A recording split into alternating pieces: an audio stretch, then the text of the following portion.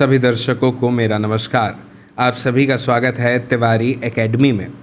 आज के इस वीडियो में हम बात करेंगे कक्षा 12 के सामाजिक विज्ञान में राजनीति विज्ञान के भाग 1 में आने वाले अध्याय 1 की, जिसका शीर्षक है शीत युद्ध का दौर। सबसे पहले हम ये देख लेते हैं कि इस अध्याय को पढ़ने के बाद, समझने के बाद वह क्या कुछ है जो हमें समझ में आ जाएगा। ठीक है ना। ये हम समझेंगे परिचय के आधार पर। परिचय में हमें ये बताया है कि जिस अध्याय को अभी हम पढ़ने जा रहे हैं वो वही अध्याय है जो कि नींव का काम करेगा इस पूरी पुस्तक को समझने के लिए। इस अध्याय की शुरुआत में ही हमें ये बता दिया जाएगा कि शीत युद्ध की जो समाप्ति है उसी को किस तरह से समकालीन विश्व राजनीति की शुरुआत की तरह देखा जाता है। हमें ये भी दोस्तों समझ में आ जाएगा कि जो समकालीन विश्व राजनीति है ये पुस्तक की विषय वस्तु है, इसीलिए हमें ये समझना उचित है कि हम कहानी की शुरुआत जो है उसकी चर्चा शीत युद्ध से करते हैं। इस अध्याय से ये भी साफ हो जाएगा कि किस तरह से दो महाशक्तियों, जब मैं यहाँ पर दो महाशक्तियों का जिक्र कर रहा हूँ तो आपके जहन में दो नाम आने चाहिए, संयुक्त राज्य अमेरिका और सोवियत संघ। इन दोनों का ही वर्चस्व शीत युद्ध के केंद्र में था। मैं आपको बता दूं कि ये अध्याय हमें विश्व के अलग अलग हिस्सों में शीत युद्ध की समर स्थलियों तक भी ले जाएगा, यानी युद्ध स्थलियों तक भी ले जाएगा। इस अध्याय में गुटनिरपेक्ष आंदोलन पर इस दृष्टि से विचार किया गया है कि किस तरह इसने दोनों राष्ट्रों के दबदबे को चुनौती दी। गुटनिरपेक्ष का अर्थ क्या है? गुट से अलग होकर के बात करना।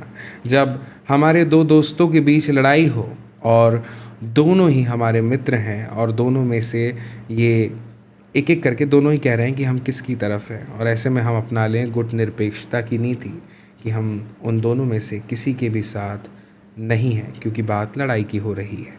ठीक है, तो फिलहाल आप गुटनिरपेक्षता समझ चुके हैं। अब समझिएगा कि इस अध्याय में गुटनिरपेक्ष आंदोलन पर हम इसी दृष्टि से विचार डालेंगे कि चुनौती कैसे दी इसने दोनों राष्ट्रों के दबदबे को। गुटनिरपेक्ष देशों के द्वारा नई अंतर्राष्ट्रीय आर्थिक व्यवस्था स्थापित करने के प्रयास की चर्चा जो है वह इस अध्याय में ये बताते हुए की गई है दोस्तों कि आखिर किस तरह से इन देशों ने गुटनिरपेक्ष आंदोलन को अपने आर्थिक विकास और राजनीतिक स्वतंत्रता का साधन बना लिया। मुझे उम्मीद है कि आप मेरी बात को गंभीरता से समझने का प्रयास करेंगे पूरे अध्याय के दौरान। ठीक है ना। मैं आपको ये बता देना चाहता हूँ यहाँ पर कि अध्याय का जब अंत होगा तब हमें ये बात पता चलेगी कि गुटनिरपेक्ष आंदोलन में भारत की भूमिका का मूल्यांकन किया गया है और यह प्रश्न पूछा गया है कि भारत के हितों की रक्षा में गुटनिरपेक्षता की नीति किस सीमा तक के सफल रही है ना दोस्तों। दूसरे विश्व युद्ध के अंत के परिणाम से दो महाशक्तियों का उदय हो जाता है। ऊपर ये जो दो चित्र आप देख रहे हैं ये पहला और ये दूसरा। अगर हम बात करें तो ये दोनों चित्र संयुक्त राज्य अमेरिका और समाजवादी सोवियत गणराज्य की विजय को इंगित करते हैं दूसरे विश्व युद्ध में। पहले चित्र में आप देखेंगे कि अमेरिकी सैनिक 23 फरवरी 1945 को आइवो जीमा जापान की लड़ाई में अपना झंडा फहरा रहे हैं। ये है वो पहला चित्र।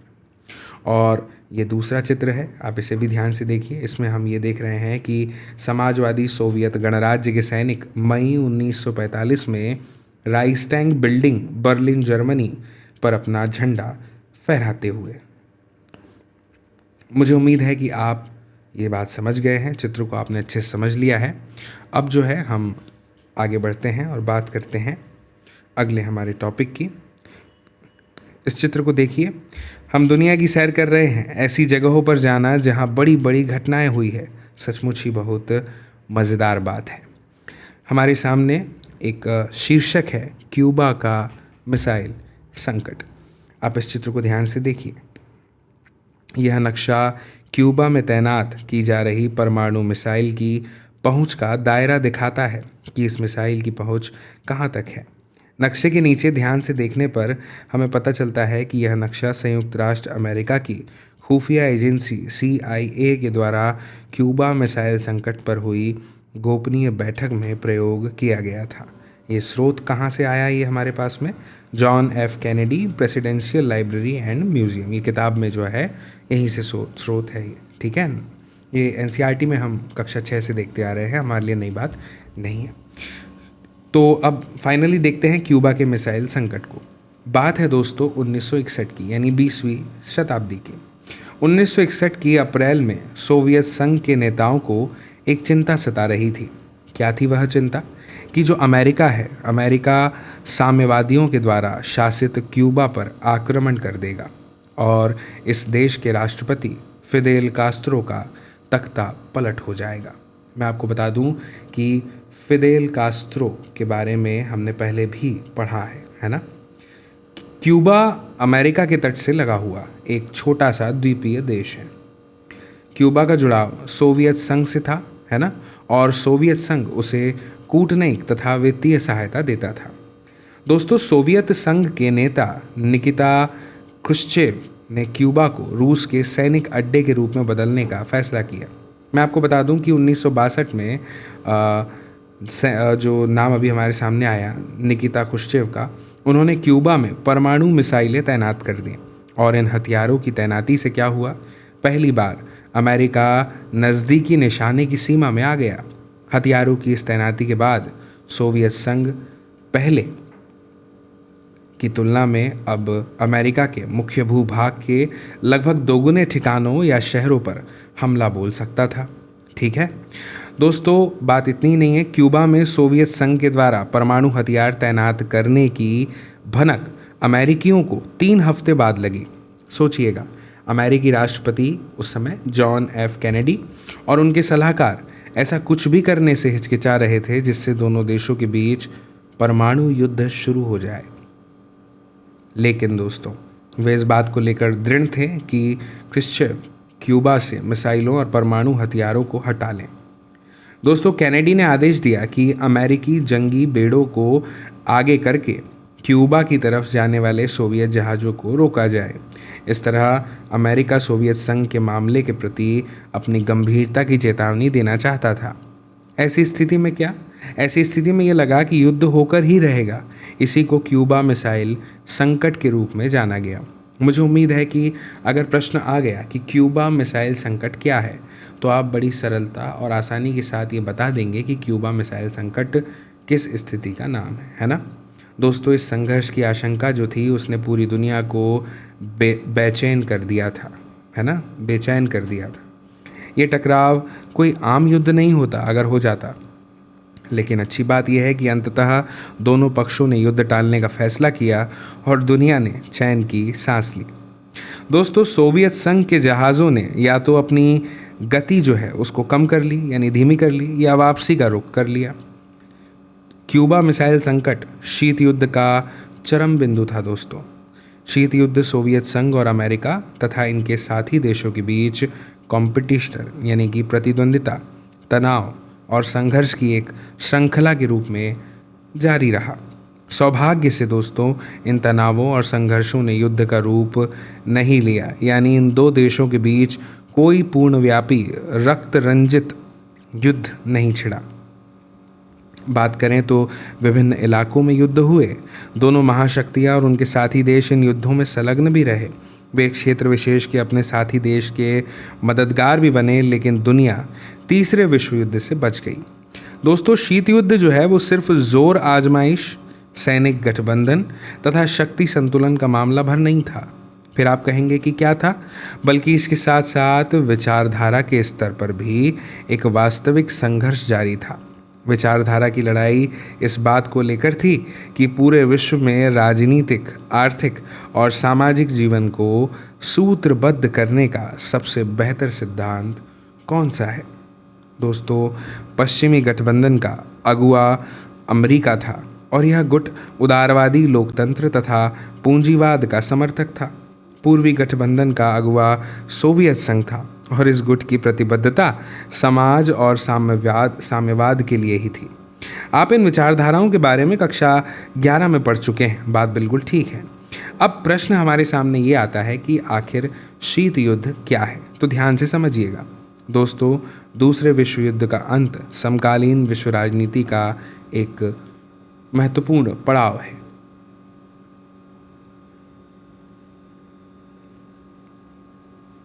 सन 1945 में मित्र राष्ट्रों और धुरी राष्ट्रों के बीच दूसरे विश्व युद्ध, जो कि 1939 से 1945 की कहानी है, की समाप्ति हो गई। मित्र राष्ट्रों की अगुवाई अमेरिका, सोवियत संघ, ब्रिटेन और फ्रांस कर रहे थे। ध्रुवी राष्ट्रों की बात करें तो इनकी अगुवाई जर्मनी, इटली और जापान के हाथ में थी। इस युद्ध में विश्व के लगभग सभी ताकतवर देश शामिल थे।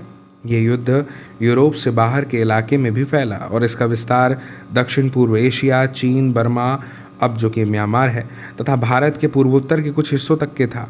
इस युद्ध में बड़े पैमाने पर जनहानि और धनहानि दोनों हुई। मैं आपको बता दूं कि 1914 से 1918 के बीच हुए पहले विश्व युद्ध ने विश्व को दहला दिया था, लेकिन दूसरे विश्व युद्ध इससे भी ज़्यादा दूसरा वाला भारी पड़ा। दूसरे विश्व युद्ध की समाप्ति से ही शीत युद्ध की शुरुआत हो जाती है। समय आता है अगस्त 1945 का, जब अमेरिका ने जापान के 2 शहर हिरोशिमा और नागासाकी पर परमाणु बम गिरा दिए और जापान को घुटने टेकने पड़ गए। इसके बाद दूसरे विश्व युद्ध का अंत हो गया। परमाणु बम गिराने के अमेरिकी फैसले के आलोचकों का ये तर्क है कि अमेरिका इस बात को जानता था कि जापान आत्मसमर्पण करने वाला है। ऐसे में बम गिराना गैर ज़रूरी था। इन आलोचकों का ये मानना है कि अमेरिका की इस कार्रवाई का लक्ष्य सोवियत संघ को एशिया और अन्य जगहों पर सैन्य और राजनीतिक लाभ उठाने से रोकना था। कहानी समझिए ध्यान से। वह सोवियत संघ के सामने यह भी जाहिर करना चाहता था कि अमेरिका ही सबसे बड़ी ताकत है।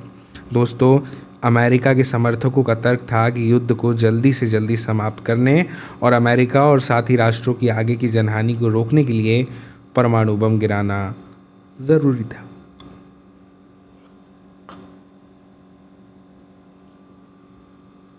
दोस्तों, विश्व युद्ध की समाप्ति के कारण कुछ भी हो, है ना, यानी कोई भी कारण रहे हों, लेकिन इसका जो परिणाम है वो यही हुआ कि वैश्विक राजनीति के मंच पर 2 महाशक्तियों का उदय हो गया। जर्मनी और जापान हार चुके थे और यूरोप तथा शेष विश्व विध्वंस की मार झेल रहे थे।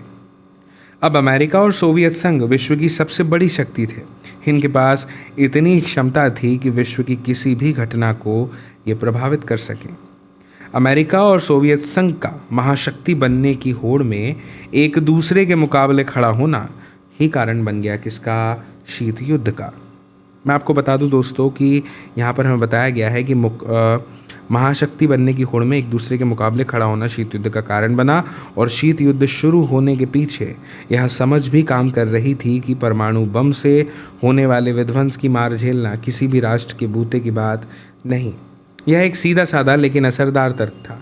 जब दोनों महाशक्तियों के पास इतनी क्षमता के परमाणु हथियार हों कि वे एक दूसरे को ऐसी क्षति पहुंचा दें जो कि असहनीय हो, तो ऐसे में दोनों के बीच रक्त रंजित युद्ध होने की संभावना कम रह जाती है। उकसावे के बावजूद कोई भी पक्ष युद्ध का जोखिम जो है वो लेने के लिए तैयार मोल लेना नहीं चाहेगा, क्योंकि युद्ध से राजनीतिक फ़ायदा चाहे किसी को भी हो, लेकिन इससे होने वाले विध्वंस को औचित्यपूर्ण नहीं ठहराया जा सकता। ये जानकारी क्या है? इन तस्वीरों को आप देख पा रहे हैं? ध्यान से देखिए ये तस्वीर, ये फिर ये आप कहेंगे ये सारी तस्वीर क्या है?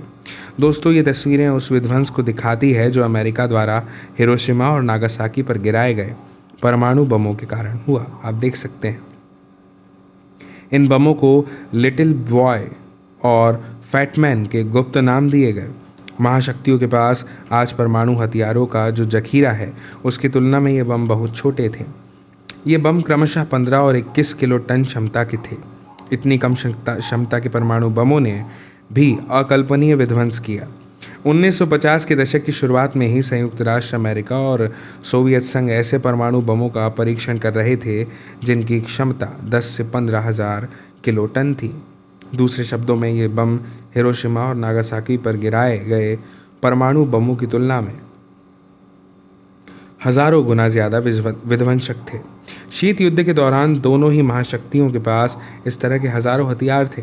जरा कल्पना कीजिए कि ये हथियार दुनिया भर में क्या तबाही मचा सकते हैं, है ना? समझिए, परमाणु युद्ध की सूरत में दोनों पक्षों को इतना नुकसान उठाना पड़ेगा कि उनमें से विजेता कौन है यह तय करना भी असंभव हो जाएगा।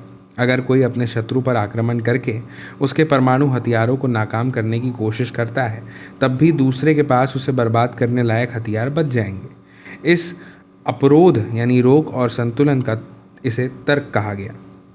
दोनों ही पक्षों के पास एक दूसरे के मुकाबले और परस्पर नुकसान पहुंचाने की इतनी क्षमता होती है, इतनी कैपेबिलिटी होती है कि कोई भी पक्ष युद्ध का खतरा नहीं उठाना चाहता, है ना।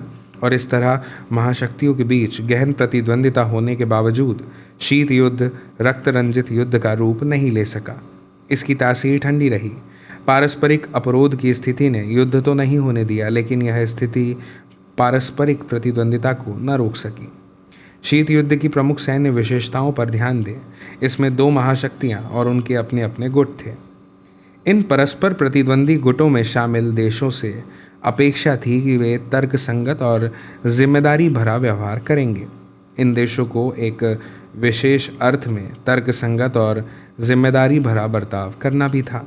परस्पर विरोधी गुटों में शामिल देशों को समझना था कि आपसी युद्ध में जोखिम है।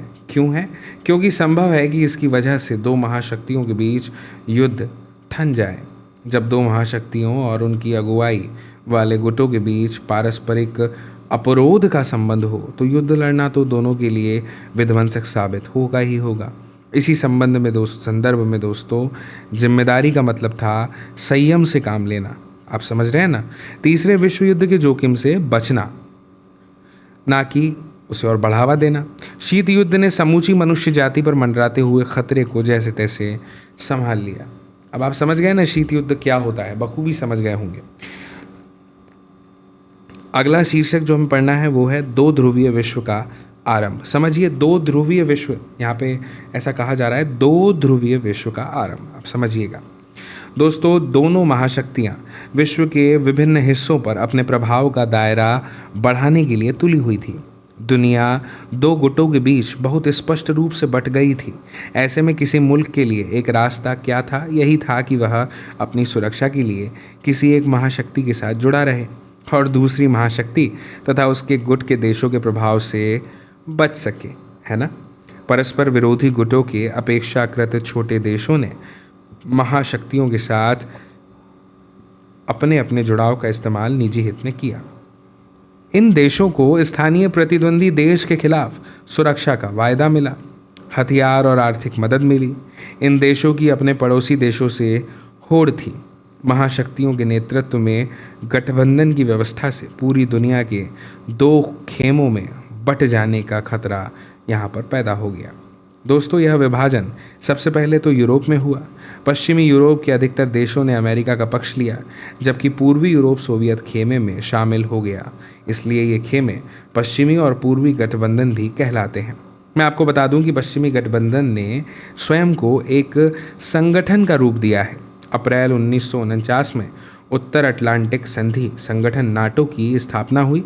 ये बात आप याद रखेंगे, जिसमें 12 देश शामिल थे। ठीक है, कब हुई? अप्रैल 1949 में। क्या हुई? उत्तर अटलांटिक संधि संगठन नाटो की स्थापना हुई, जिसमें कितने देश शामिल थे? 12। दोस्तों, इस संगठन ने घोषणा की कि उत्तरी अमेरिका और यूरोप के इन देशों में से किसी एक पर भी हमला होता है तो उसे संगठन में शामिल सभी देश उसके ऊपर हमला मानेंगे।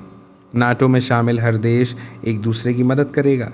इसी प्रकार के पूर्वी गठबंधन को वारसा संधि के नाम से जाना जाता है। इसकी अगुवाई सोवियत संघ ने की। इसकी स्थापना सन 1955 में हुई थी और इसका मुख्य काम था नाटो में शामिल देशों का यूरोप में मुकाबला करना। दोस्तों, इससे पहले कि हम आगे बढ़ें, आप इन नक्शों को ध्यान से देखिए। आप देख सकते हैं कि ये है अपना क्या, डेनमार्क, और डेनमार्क के जस्ट नीचे आप देखेंगे यहाँ पर आ जाता है नीदरलैंड। ठीक है, नीदरलैंड आ गया है और नीदरलैंड के नीचे है क्या, बेल्जियम। बेल्जियम के नीचे है फ्रांस, फ्रांस के नीचे है स्पेन और इधर है क्या, पुर्तगाल। ठीक है, ये अपना हो गया आयरलैंड और ये है ब्रिटेन, यूके कह लीजिए आप, है ना। मैं आपको बता दूं कि यहाँ पे आप देख रहे हैं ये है जर्मनी, है ना, और जर्मनी के जस्ट बगल में लगा हुआ है क्या, पोलैंड। ठीक है, और यहाँ पे आप देख रहे हैं ये सोवियत संघ है ना, ये क्या है? सोवियत संघ है। मैं आपको बता दूं, अगर आप वर्तमान वो देखते हैं नक्शा, तो वर्तमान मानचित्र में आप पाएंगे कि इधर कहीं यहाँ पर, एक मिनट, इधर कहीं यहाँ पर रूस है ना, और इसके इधर फिर आप बेलारूस देखेंगे, और यहाँ पे, और बेलारूस के नीचे आप यहाँ पे देखेंगे यूक्रेन, है ना। अभी जो वर्तमान में विवाद चल रहा है, मैं उसकी बात कर रहा था। ठीक है, तो आप समझ गए मेरी बात को। ये नक्शा है, आप देख सकते हैं, ये है बुल्गारिया, है ना, और ये है तुर्की। ठीक है,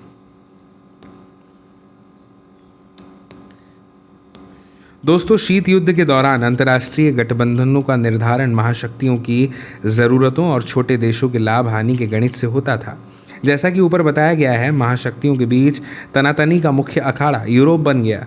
कुछ एक मामलों में यह भी हुआ कि महाशक्तियों ने अपने अपने गुट में शामिल करने के लिए कुछ देशों पर अपनी ताकत का इस्तेमाल किया। पूर्वी यूरोप में सोवियत संघ की दखलंदाजी इसका एक उदाहरण है। सोवियत संघ ने दोस्तों पूर्वी यूरोप में क्या किया?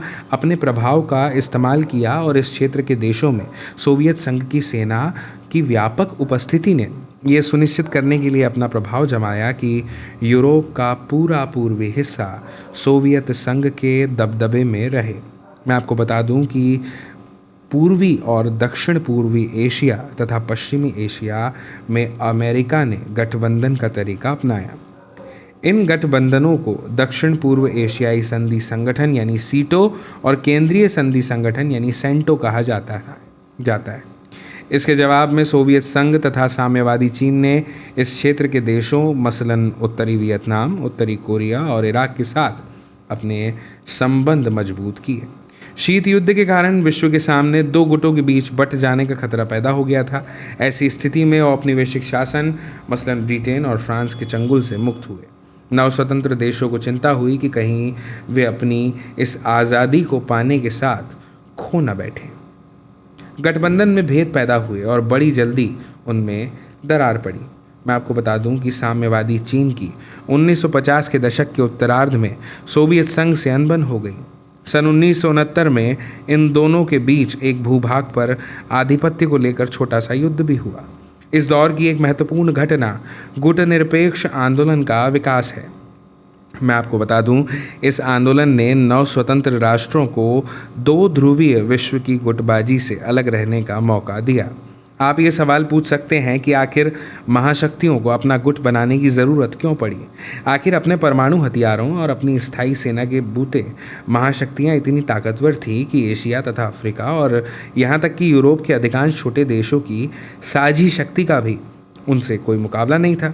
लेकिन हमें यह समझने की ज़रूरत है कि छोटे देश निम्न कारणों से महाशक्तियों के बड़े काम के थे। ठीक है, इसमें हम महत्वपूर्ण बिंदुओं को देख लेते हैं। जैसे क हमें दिया हुआ है महत्वपूर्ण संसाधनों जैसे तेल और खनिज। दूसरा है भू क्षेत्र, ताकि यहाँ से महाशक्तियाँ अपने हथियारों और सेना का संचालन कर सकें। फिर है सैनिक ठिकाने, जहाँ से महाशक्तियाँ एक दूसरे की जासूसी कर सकें। और फिर है आर्थिक मदद, जिसमें गठबंधन में शामिल बहुत से छोटे छोटे देश सैन्य खर्च वहन करने में मददगार हो सकते थे। दोस्तों, ये ऐसे कारण थे जो छोटे देशों को महाशक्तियों के लिए ज़रूरी बना देते थे। विचारधारा के कारण भी ये देश महत्वपूर्ण थे। दोस्तों, गुटों में शामिल देशों की निष्ठा से यह संकेत भी मिलता था कि महाशक्तियाँ विचारों का पारस्परिक युद्ध भी जीत रही है। गुट में शामिल हो रहे देशों के आधार पर वे सोच सकती थी कि उदारवादी लोकतंत्र और पूंजीवाद समाजवाद और साम्यवाद से कहीं बेहतर है, अथवा समाजवाद और साम्यवाद उदारवादी लोकतंत्र और पूंजीवाद की अपेक्षा कहीं ज़्यादा बेहतर है। अब जब हमने ये समझ लिया है कि शीत युद्ध क्या है, आइए बहुत अच्छे से समझते हैं। ध्यान से सुनिएगा, कान से सुनिएगा। शीत युद्ध के दायरे। दोस्तों, शीत युद्ध के दौरान अनेक संकट सामने आए होंगे ना। क्यूबा के जिस मिसाइल संकट से हमने इस अध्याय की शुरुआत की थी, आपको तो याद ही होगा, वह इनमें से एक था। शीत युद्ध के दौरान खूनी लड़ाइयाँ भी हुई, लेकिन यहाँ ध्यान देने की बात जो है वो ये है कि यह भी गणित है। कि इन संकटों और लड़ाइयों की परिणति तीसरे विश्व युद्ध के रूप में नहीं हुई। दोनों महाशक्तियां कोरिया 1950 से 53, बर्लिन 1958 से 1962, कॉन्गो 1960 के दशक की शुरुआत और कई अन्य जगहों पर सीधे सीधे मुठभेड़ की स्थिति में आ चुकी थी। संकट गहराता गया क्योंकि दोनों में से कोई भी पक्ष पीछे हटने के लिए भैया तैयार ही नहीं था। जब हम शीत युद्ध के दायरों की बात करते हैं तो हमारा आशय ऐसे क्षेत्रों से होता है जहां विरोधी खेमों में बटे देशों के बीच संकट के अवसर आए, युद्ध हुए या इनके होने की संभावना बनी, लेकिन बातें एक हद से ज़्यादा नहीं बढ़ी। कोरिया, वियतनाम और अफगानिस्तान जैसे कुछ क्षेत्रों में व्यापक जनहानि हुई, लेकिन विश्व परमाणु युद्ध से बचा रहा। और क्या हुआ? वैमनस्य विश्वव्यापी नहीं हो पाया। कई बार ऐसे अवसर आए जब दोनों महाशक्तियों के बीच राजनयिक संवाद जारी नहीं रह पाया और इससे दोनों के बीच गलतफहमियां बढ़ गई। ऐसे कई मौके आए जब शीत युद्ध के संघर्षों और कुछ गहन संकटों को टालने में दोनों गुटों से बाहर के देशों ने कारगर भूमिका निभाई। इस संदर्भ में गुट निरपेक्ष देशों की भूमिका को नहीं भुलाया जा सकता। दोस्तों, गुट निरपेक्ष आंदोलन की अगर हम बात करें तो गुट निरपेक्ष आंदोलन के प्रमुख नेताओं में एक जवाहरलाल नेहरू थे। नेहरू ने क्या किया? नेहरू ने उत्तरी और दक्षिणी कोरिया के बीच मध्यस्थता में महत्वपूर्ण भूमिका निभाई। समझिएगा ध्यान से। कॉन्गो संकट में संयुक्त राष्ट्र संघ के महासचिव ने प्रमुख मध्यस्थ की भूमिका निभाई। अंततः यह बात उभर कर सामने आती है कि महाशक्तियों ने समझ लिया था कि युद्ध को हर हालत में टालना ज़रूरी है। इसी समझ के कारण दोनों महाशक्तियों ने संयम बरता और अंतर्राष्ट्रीय मामलों में जिम्मेवारी भरा बर्ताव किया। मैं आपको बता दूं कि शीत युद्ध के एक क्षेत्र से दूसरे क्षेत्र की तरफ सरकता गया और इसमें संयम का तर्क ही काम कर रहा था। हालांकि शीत युद्ध के दौरान दोनों ही गठबंधनों के बीच प्रतिद्वंदिता समाप्त नहीं हुई थी। इसी कारण एक दूसरे के प्रति शंका की हालत में दोनों गुटों ने भरपूर हथियार जमा किए और लगातार युद्ध के लिए तैयारी करते रहे। हथियारों के बड़े जखीरे को युद्ध से बचे रहने के लिए ज़रूरी माना गया। दोस्तों, दोनों देश लगातार इस बात को समझ रहे थे कि संयम के बावजूद युद्ध हो सकता है। दोनों पक्षों में से कोई भी दूसरे के हथियारों की संख्या को लेकर गलत अनुमान लगा सकता था। दोनों गुट एक दूसरे की मंशा को समझने में भूल कर सकते थे। इसके अतिरिक्त सवाल ये भी था कि कोई परमाणु दुर्घटना हो गई तो क्या होगा? अगर गलती से कोई परमाणु हथियार चल जाए या कोई सैनिक शरारतन युद्ध शुरू करने के इरादे से कोई हथियार चला दे, तब क्या होगा? अगर परमाणु हथियार के कारण कोई दुर्घटना हो जाए, तब क्या होगा? ऐसी दुर्घटना का शिकार हुए देश के नेताओं को कैसे पता चलेगा कि यह शत्रु का षड्यंत्र नहीं अथवा दूसरी तरफ से कोई मिसाइल नहीं दागी गई है, बल्कि यह महज एक दुर्घटना है ना? ठीक है, इससे पहले कि हम आगे बढ़ें, शीत युद्ध का जो घटनाक्रम है उसको समझ लेते हैं समय के आधार पर। सबसे पहले बात आ रही है 1947 की। क्या हुआ? साम्यवाद को रोकने के बारे में अमेरिकी राष्ट्रपति ट्रूमैन का सिद्धांत। फिर 1947 से 52 की बात करें तो मार्शल प्लान, पश्चिमी यूरोप के पुनर्निर्माण में अमेरिका की सहायता। फिर 1948 से 49 के बीच सोवियत संघ द्वारा बर्लिन की घेराबंदी। अमेरिका और उसके साथी देशों ने पश्चिमी बर्लिन के नागरिकों को जो आपूर्ति भेजी थी उसे सोवियत संघ ने अपने विमानों से उठा लिया। फिर समय आता है 1950 से 53 का कोरियाई युद्ध। फिर 1954 वियतनामियों के हाथों दायन बियन फू में फ्रांस की हार, जेनेवा समझौते पर हस्ताक्षर, 17वीं समानांतर रेखा द्वारा वियतनाम का विभाजन, सिएटो का गठन। फिर 1954 से 75 वियतनाम में अमेरिकी हस्तक्षेप। फिर 1955 बगदाद समझौते पर हस्ताक्षर, बाद में इसे सेंटो के नाम से जाना गया। 1956 हंगरी में सोवियत संघ का हस्तक्षेप। 1961 क्यूबा में अमेरिका द्वारा प्रायोजित बे ऑफ पिग्स आक्रमण। 1961 बर्लिन दीवार खड़ी की गई। 1962 क्यूबा का मिसाइल संकट। 1965 डोमिनिकन रिपब्लिक में अमेरिकी हस्तक्षेप। 1968 चेकोस्लोवाकिया में सोवियत हस्तक्षेप। 1972 अमेरिकी राष्ट्रपति निक्सन का चीन दौरा। 1978 से 1989 कंबोडिया में वियतनाम का हस्तक्षेप, 1979 से 89 अफगानिस्तान में सोवियत संघ का हस्तक्षेप, 1985 गोरबाचेव सोवियत संघ के राष्ट्रपति बने, सुधार की प्रक्रिया आरंभ की, 1989 बर्लिन दीवार गिरी, पूर्वी यूरोप की सरकारों के विरुद्ध लोगों का प्रदर्शन, 1990 जर्मनी का एकीकरण और 1991 सोवियत संघ का विघटन, शीत युद्ध की समाप्ति। तो हम बात कर रहे थे कि कैसे पता चलेगा कि ये शत्रु का षड्यंत्र नहीं अथवा दूसरी तरफ से कोई मिसाइल नहीं दागी गई है, बल्कि यह महज एक दुर्घटना है। ये दोनों कार्टून को आप ध्यान से देखिए, मशहूर भारतीय कार्टूनिस्ट कुट्टी ने ये बनाए हैं। इनमें शीत युद्ध को लेकर भारत के नज़रिए को चित्रित किया गया है। पहला कार्टून उस समय का है जब समाजवादी सोवियत गणराज्य को अंधेरे में रखकर अमेरिका ने चीन के साथ गुपचुप दोस्ती गांठी। इस कार्टून में दिखाए गए किरदारों के बारे में और जानकारी को आप चाहें तो जुटा सकते हैं। दूसरे कार्टून की अब बात करते हैं। इसमें वियतनाम में अमेरिकी दुस्साहस को चित्रित किया गया है। आप चाहें तो वियतनाम युद्ध के बारे में और जानकारी जुटा सकते हैं। चीन के हाथों में अमेरिका का हाथ आप यहाँ पर देख सकते हैं। इसमें आप देख सकते हैं अमेरिकी राष्ट्रपति जॉनसन वियतनाम के मसले पर बड़े कष्ट में जान पड़ते हैं।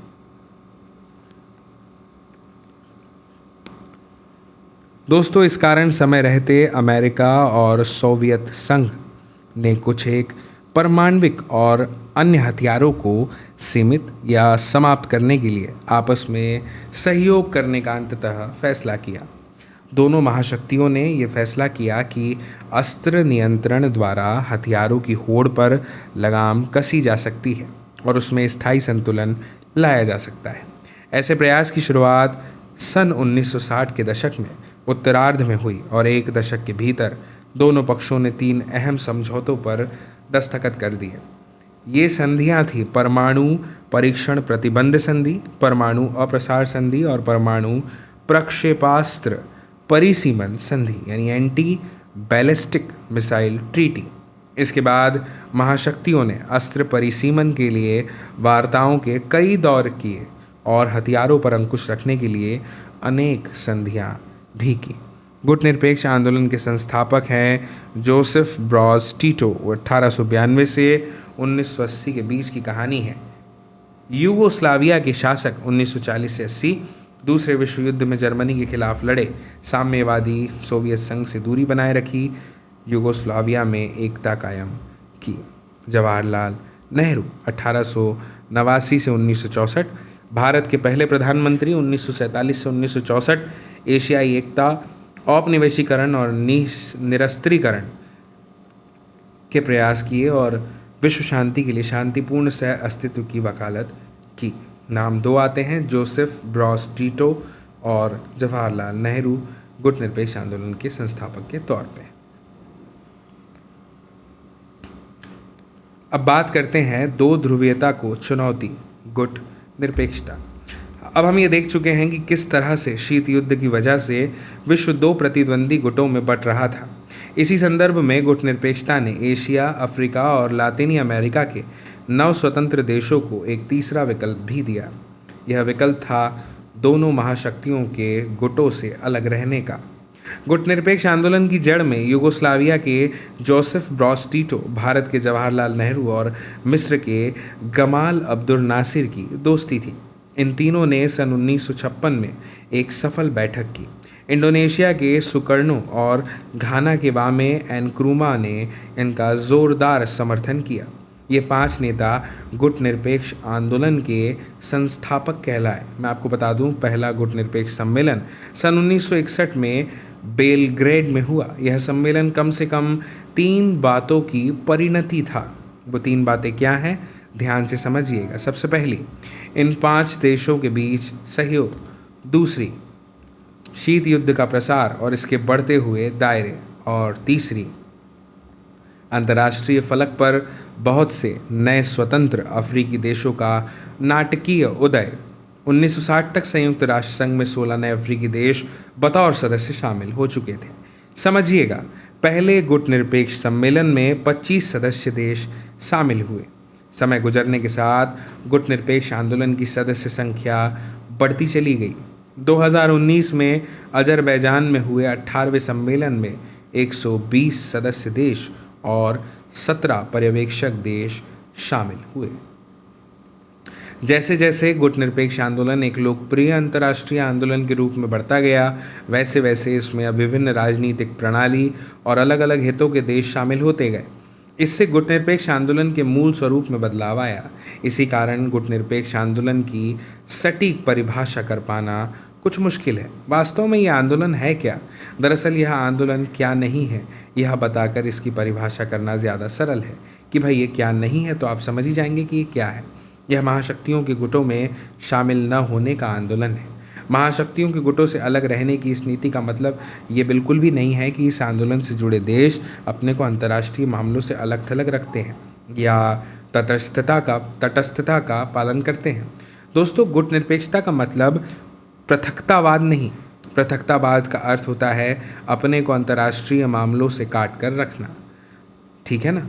1787 की बात करें तो जब अमेरिका में स्वतंत्रता की लड़ाई हुई थी, इसके बाद से पहले विश्व युद्ध की शुरुआत तक अमेरिका ने अपने को अंतर्राष्ट्रीय मामलों से अलग रखा। उसने पृथकतावाद की विदेश नीति अपनाई थी। इसके विपरीत गुटनिरपेक्ष देशों की बात करें तो इन्होंने, जिसमें भारत भी शामिल है, शांति और स्थिरता बनाए रखने के लिए प्रतिद्वंदी गुटों के बीच मध्यस्थता में सक्रिय भूमिका निभाई है। गुटनिरपेक्ष देशों की ताकत की जड़ उनकी आपसी एकता और महाशक्तियों द्वारा अपने अपने खेमे में शामिल करने की पुरजोर कोशिशों के बावजूद ऐसे किसी खेमे में शामिल न होने के उनके संकल्प में है। इस बात को आप ध्यान में रखिएगा। दोस्तों, गुटनिरपेक्षता का अर्थ तटस्थता का धर्म निभाना भी नहीं है। तटस्थता का अर्थ होता है मुख्यतः युद्ध में शामिल न होने की नीति का पालन करना। लेकिन आप याद रखिएगा, तटस्थता की नीति का पालन करने वाले देश के लिए यह ज़रूरी नहीं कि वह युद्ध को समाप्त करने में मदद करें। ऐसे देश युद्ध में संलग्न नहीं होते और ना ही युद्ध के सही गलत होने के बारे में उनका कोई पक्ष होता है। दरअसल कई कारणों से गुटनिरपेक्ष देश, जिसमें भारत भी शामिल है, युद्ध में शामिल हुए हैं। इन देशों ने दूसरे देशों के बीच युद्ध को होने से टालने के लिए काम भी किया है और हो रहे युद्धों के अंत के लिए प्रयास भी किए हैं। अब हम देखते हैं नव अंतर्राष्ट्रीय आर्थिक व्यवस्था। गुटनिरपेक्ष देश शीत युद्ध के दौरान महज मध्यस्थता करने वाले देश भर नहीं थे। गुटनिरपेक्ष आंदोलन में शामिल अधिकांश देशों को अल्प विकसित देश का दर्जा मिला था। मैं आपको बताऊं, इन देशों के सामने मुख्य चुनौती आर्थिक रूप से और ज़्यादा विकास करने तथा अपनी जनता को गरीबी से उबारने की थी। नव स्वतंत्र देशों की आज़ादी के लिहाज से भी आर्थिक विकास महत्वपूर्ण था। बगैर टिकाऊ विकास के कोई देश सही मायनों में आज़ाद कहाँ रह सकता है ना। उसे धनी देशों पर निर्भर रहना पड़ता है। इसमें वह उपनिवेशक देश भी हो सकता था जिससे राजनीतिक आज़ादी हासिल की गई। इसी समझ से नव अंतर्राष्ट्रीय आर्थिक व्यवस्था की धारणा का जन्म होता है। दोस्तों, 1972 में संयुक्त राष्ट्र संघ के व्यापार और विकास से संबंधित सम्मेलन United Nations conference on trade and development, ठीक है ना, अंकटाड लिखा है, में towards a new trade policy for development शीर्षक से एक रिपोर्ट प्रस्तुत की गई। इस रिपोर्ट में वैश्विक व्यापार प्रणाली में सुधार का प्रस्ताव किया गया।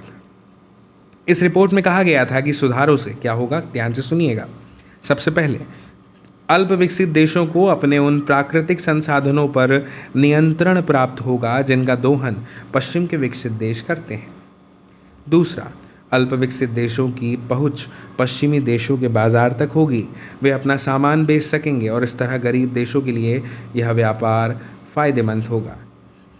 तीसरा, पश्चिमी देशों से मंगाई जा रही प्रौद्योगिकी की लागत कम होगी। और चौथा, अल्प विकसित देशों की अंतर्राष्ट्रीय आर्थिक संस्थानों में भूमिका बढ़ेगी। आगे बढ़ने से पहले आप ये देखिए, गुटनिरपेक्ष आंदोलन के संस्थापक गमाल अब्दुल नासिर 1918 से 70 सन 1970 तक मिस्र के शासक थे। अरब राष्ट्रवाद, समाजवाद और साम्राज्यवाद विरोध के लिए प्रतिबद्ध। स्वेज नहर का राष्ट्रीयकरण किया। इसकी वजह से सन 1956 में अंतर्राष्ट्रीय संघर्ष हुआ। यह है सुकर्णो 1901 से 1970 की कहानी है। इंडोनेशिया के पहले राष्ट्रपति 1945 से 65 यानी 20 साल। स्वतंत्रता संग्राम का नेतृत्व, समाजवाद और साम्राज्यवाद विरोध के लिए प्रतिबद्ध। फिर लिखा है बांडुंग सम्मेलन के आयोजक सैनिक विद्रोह में तख्ता पलट हुआ। दोस्तों, गुट निरपेक्षता की प्रकृति धीरे धीरे बदली और इसमें आर्थिक मुद्दों को अधिक महत्व दिए जाने लगे। बेलग्रेड में हुए पहले सम्मेलन 1961 में आर्थिक मुद्दे ज़्यादा महत्वपूर्ण नहीं थे। सन 1970 के दशक के मध्य तक आर्थिक मुद्दे प्रमुख हो गए थे। इसके परिणाम से क्या हुआ? गुटनिरपेक्ष आंदोलन आर्थिक दबाव समूह बन गया। समझिएगा, सन 1980 का समय है। इसके दशक के उत्तरार्ध तक नव अंतर्राष्ट्रीय आर्थिक व्यवस्था को चलाए रखने के प्रयास मंद पड़ गए। इसका मुख्य कारण क्या था? इसका मुख्य कारण ये था दोस्तों कि विकसित देशों के द्वारा किया जा रहा तेज विरोध। विकसित देश की बात करें तो एक सुर में विरोध कर रहे थे, जबकि अगर वहीं देखें तो गुटनिरपेक्ष देश जो हैं उनको इस विरोध के बीच अपनी एकता बनाए रखने के लिए जी तोड़ मेहनत करनी पड़ रही थी। मैं आपको बताऊं, अब हम देखते हैं भारत और शीत युद्ध को। दोस्तों, गुटनिरपेक्ष आंदोलन के नेता के रूप में शीत युद्ध के दौर में भारत ने 2 स्तरों पर अपनी भूमिका निभाई है। कितने? 2 स्तरों पर, बिल्कुल सही। एक स्तर पर अगर हम देखें तो भारत ने सजग और सचेत रूप से अपने को दोनों महाशक्तियों की खेमेबंदी से अलग रखा, जैसा कि हमने देखा कि गुटनिरपेक्षता में क्या होता है। दूसरे में भारत ने उपनिवेशों के चुंगल से मुक्त हुए नव स्वतंत्र देशों के महाशक्तियों के खेमे में जाने का पुरजोर विरोध किया। दोस्तों, समझिएगा कि भारत की जो नीति है ना, वो ना तो सकारात्मक थी, ना तो नकारात्मक थी और ना ही निष्क्रियता की थी। नेहरू ने विश्व को याद दिलाया कि गुटनिरपेक्षता कोई पलायन की नीति नहीं है। इसके विपरीत भारत शीत युद्धकालीन प्रतिद्वंदिता की जकड़ ढीली करने के लिए अंतर्राष्ट्रीय मामलों में सक्रिय रूप से हस्तक्षेप करने के पक्ष में था। भारत ने दोनों गुटों के बीच मौजूद मतभेदों को कम करने की कोशिश की और इस तरह उसने उन मतभेदों को पूर्णव्यापी युद्ध का रूप लेने से क्या किया? रोका। मैं आपको बताऊं कि भारत के राजनयिकों और नेताओं का उपयोग अक्सर शीत युद्ध के दौर के प्रतिद्वंदियों के बीच संवाद कायम करने और मध्यस्थता करने के लिए हुआ। मिसाल के तौर पर 1950 के दशक के शुरुआती वर्षों में कोरियाई युद्ध के दौरान, यहाँ यह याद रखना भी बहुत ज़रूरी है दोस्तों कि भारत ने गुटनिरपेक्ष आंदोलन में शामिल अन्य सदस्यों की अगर अपन बात करें, है ना, तो यहाँ पर नाम आता है, अन्य सदस्यों की भी उसने बात करी। ऐसे कामों में उनको संलग्न रखा। शीत युद्ध के दौरान भारत ने लगातार उन क्षेत्रीय और अंतर्राष्ट्रीय संगठनों को सक्रिय बनाए रखने की कोशिश की जो अमेरिका अथवा सोवियत संघ के खेमे में नहीं जुड़े थे। मैं आपको बता दूं कि नेहरू ने स्वतंत्र और परस्पर सहयोगी राष्ट्रों के एक सच्चे राष्ट्रकुल के ऊपर गहरा विश्वास जताया, जो शीत युद्ध को खत्म करने में न सही पर उसकी जकड़ ढीली करने में ही सकारात्मक भूमिका निभा रहे थे। कुछ लोगों ने माना कि गुटनिरपेक्षता अंतर्राष्ट्रीयता का एक उदार आदर्श है, लेकिन यह आदर्श भारत के वास्तविक हितों से मेल नहीं खाता। ये बात ठीक नहीं है। गुटनिरपेक्षता की नीति ने कम से कम 2 तरह से दोस्तों भारत का प्रत्यक्ष रूप से हित साधन किया। पहली बात तो यह कि गुटनिरपेक्षता के कारण भारत ऐसे अंतर्राष्ट्रीय फैसले और पक्ष ले सका जिससे उसका हित सदता होता तो हो, न कि महाशक्तियों और उनके खेमे के देशों का। और दूसरा क्या है? भारत हमेशा इस स्थिति में रहा कि एक महाशक्ति उसके खिलाफ जाए तो वह दूसरी महाशक्ति के करीब आने की कोशिश करे। अगर भारत को महसूस हो कि महाशक्तियों में से कोई उसकी अनदेखी कर रहा है या अनुचित दबाव डाल रहा है, तो वह दूसरी महाशक्ति की तरफ अपना रुख कर सकता है। दोस्तों, समझने वाली बात क्या है? ध्यान से समझिएगा कि दोनों ही गुटों में से कोई भी भारत को लेकर ना तो बेफिक्र हो सकता था और ना ही धौंस जमा सकता था, है ना। भारत की गुटनिरपेक्षता नीति की कई कारणों से आलोचना की गई। हम यहाँ ऐसी 2 आलोचनाओं की चर्चा कर लेते हैं। समझिएगा, आलोचना का एक तर्क यह है कि भारत की गुटनिरपेक्षता यानी सिद्धांत विहीन है। कहा जाता है कि भारत अपने राष्ट्रीय हितों को साधने के नाम पर अक्सर महत्वपूर्ण अंतर्राष्ट्रीय मामलों पर कोई सुनिश्चित पक्ष लेने से बचता रहा। आलोचकों का दूसरा तर्क है कि भारत के व्यवहार में स्थिरता नहीं रही और कई बार भारत की स्थिति विरोधाभासी भी रही। महाशक्तियों के खेमों में शामिल होने पर दूसरे देशों की आलोचना करने वाले भारत ने स्वयं सन 1971 के अगस्त में सोवियत संघ के साथ आपसी मित्रता की संधि पर हस्ताक्षर किए।